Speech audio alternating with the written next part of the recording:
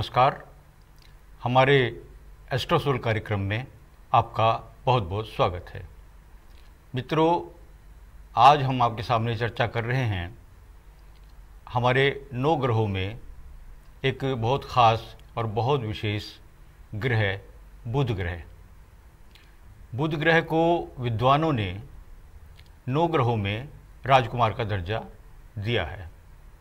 मित्रों, बुध एक ऐसे ग्रह हैं जो जातक के व्यक्तित्व में बुद्धि का प्रतिनिधित्व करते हैं।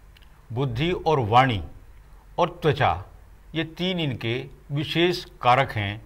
अगर किसी की जन्म कुंडली में बुध अच्छी स्थिति में विराजमान है तो जातक के व्यक्तित्व में इन तीनों ही प्रकार की विशेषताएं नज़र आती हैं।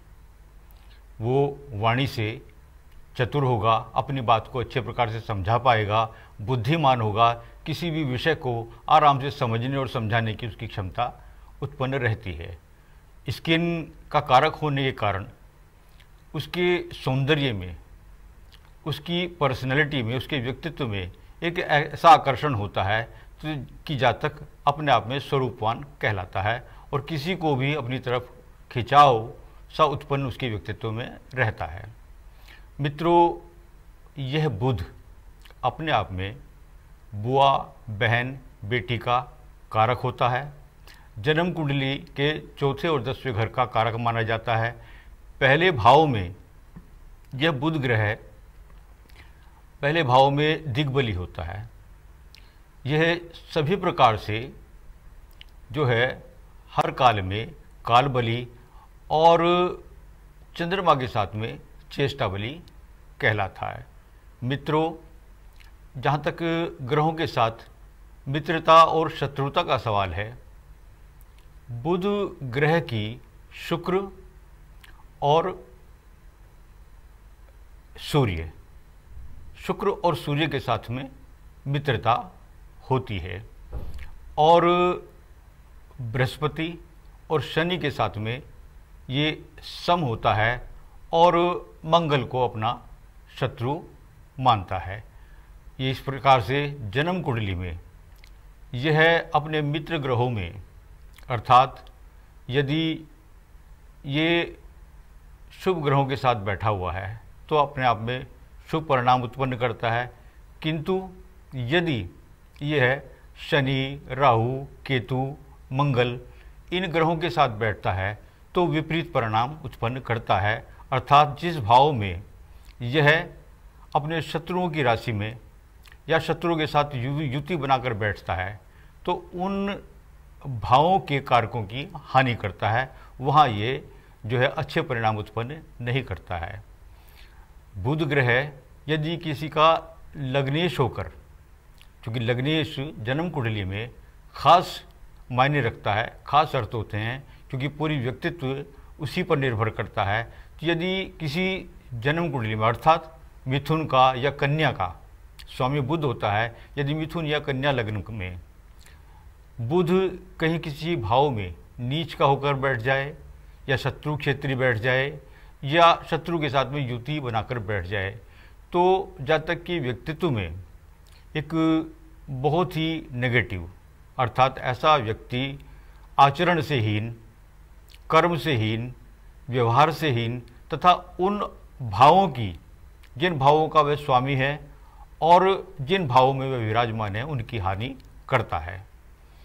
बुध ग्रह मित्रों अपने आप में एक ऐसा ग्रह है जिसके बारे में लाल किताब वाले ख़ास तौर पे बड़ी ही भूरी भूरी प्रशंसा करते हैं और एक विशेष स्थान जन्म कुंडली में इन्हें देते हैं। और इनके बारे में विशेष आख्यान ये है लाल किताब के हिसाब से कि यदि बुध जन्म कुंडली में शुक्र से पहले है, विराजमान है, तो शनि अच्छा होता है जन्म कुंडली में। बुध यदि शुक्र से पहले है तो बुध अच्छा, उसके कारण से शनि भी अच्छे परिणाम देता है, शनि भी अच्छा कहलाता है। किंतु यदि शुक्र पहले हो और बुध बाद में हो, क्योंकि बुध, शुक्र और सूर्य आमतौर पर एक घर का ही फर्क होता है, या तो साथ साथ होते हैं या एक घर आगे पीछे होते हैं, तो ये इस प्रकार से जन्म कुंडली में यदि बैठे हुए हैं कि यदि बुध पहले है और शुक्र बाद में है तो बुध अच्छा कहलाता है, और यदि शुक्र पहले है और बुध खराब है, बुध बाद में है तो बुध खराब कहलाता है। उस स्थिति में बुध खराब होने पर जन्म कुंडली में बुध के कारकों का, बुध के उन भावों का जहाँ के वो स्वामी है और बुध जहाँ बैठा हुआ है या जहाँ उसकी दृष्टि है, उन भावों की हानि करेगा और उस जन्म कुंडली में शनि भी खराब माना जाएगा। किंतु किसी भी प्रकार से चाहे जन्म कुंडली में कितने ही विपरीत ग्रह हों, यदि बुध अच्छा है तो शनि अपने आप में अच्छे ही परिणाम उत्पन्न करेगा, ऐसा लाल किताब वाले मानते हैं।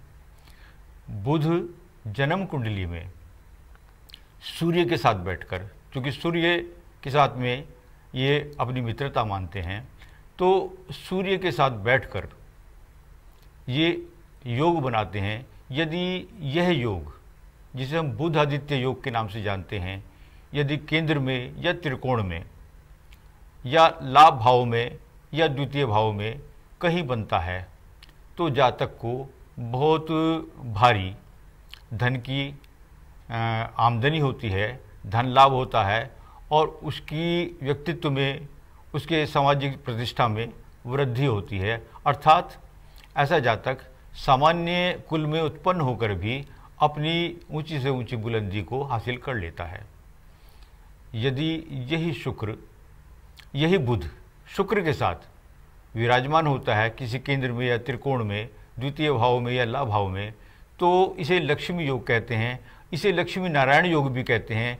यहाँ बुध को अपने आप में नारायण और शुक्र को लक्ष्मी का दर्जा दिया गया है। तो इस योग के कारण बनने वाला लक्ष्मी नारायण योग जो कहलाता है, उस स्थिति में भी जातक अपनी निजी हैसियत से, यानी कि जिस कुल में जिस स्थिति में उसे जन्म लिया है, उससे बहुत बेहतर स्थिति उसे प्राप्त होती है। जब इन ग्रहों की, बुध की या शुक्र की अपनी महादशा होती है, अंतर्दशा होती है, तो जातक हठात बहुत नीचे से बड़ी बुलंदियों को हासिल कर लेता है। उसे बड़ा धन अर्जन होता है, बड़ी यश मिलती है, प्रतिष्ठा मिलती है, प्रशंसा मिलती है, राजनीति में उसे लाभ होता है, उसे सब प्रकार से लाभ होता है।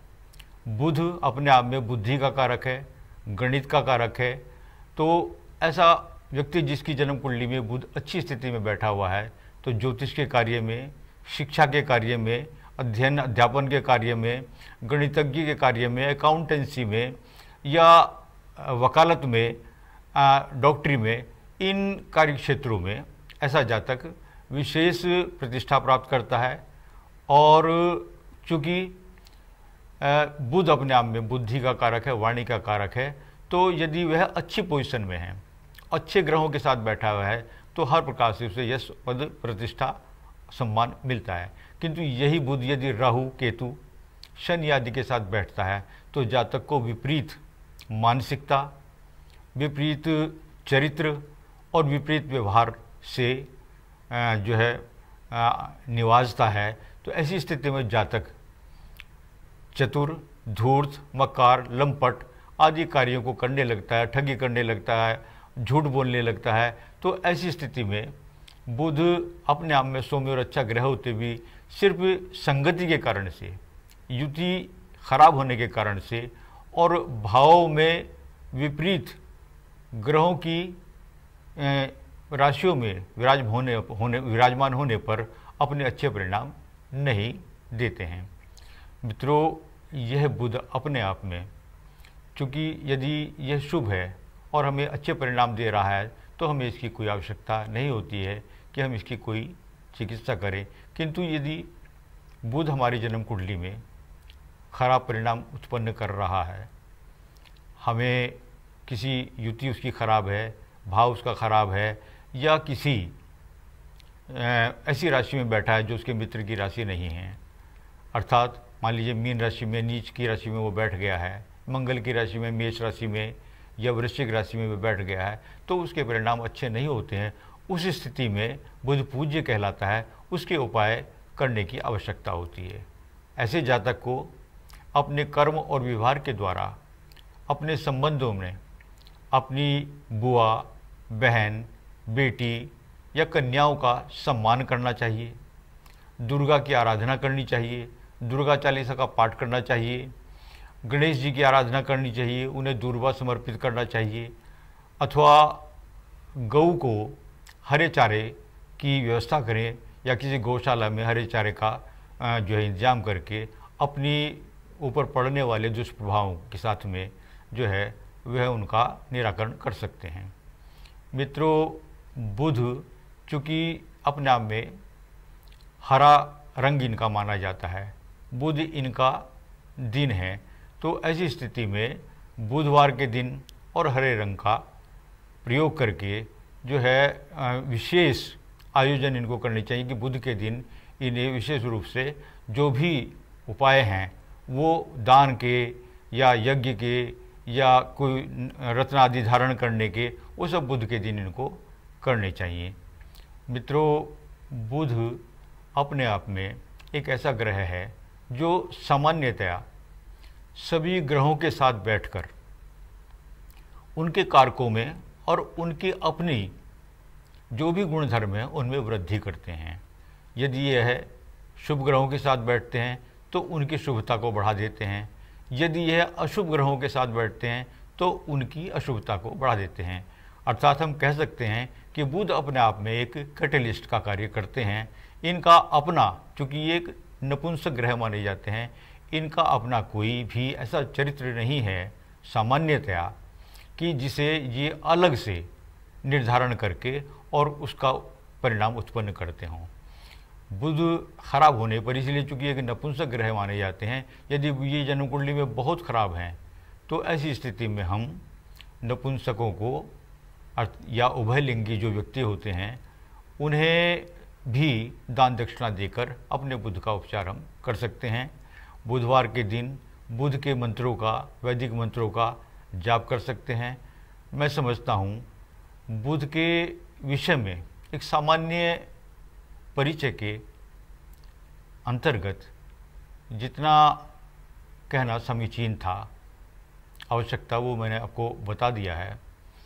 फिर भी आपकी कोई जिज्ञासा हो या आपको कुछ लगता है कि इस विषय में कुछ पूछना है तो आप हमारे कमेंट बॉक्स में जाकर कमेंट कर सकते हैं या हमें फ़ोन के द्वारा संपर्क करके हमसे विचार विमर्श कर सकते हैं, सलाह ले सकते हैं या अपनी जिज्ञासा रख सकते हैं हमारे समक्ष। मित्रों, अगर हमारा यह कार्यक्रम आपको अच्छा लगा हो तो कृपया हमारे इस कार्यक्रम को लाइक करें, शेयर करें और हमारे चैनल को सब्सक्राइब करें। फिर मिलते हैं एक अन्य ग्रह के साथ में। आज के लिए इतना ही पर्याप्त है। नमस्कार।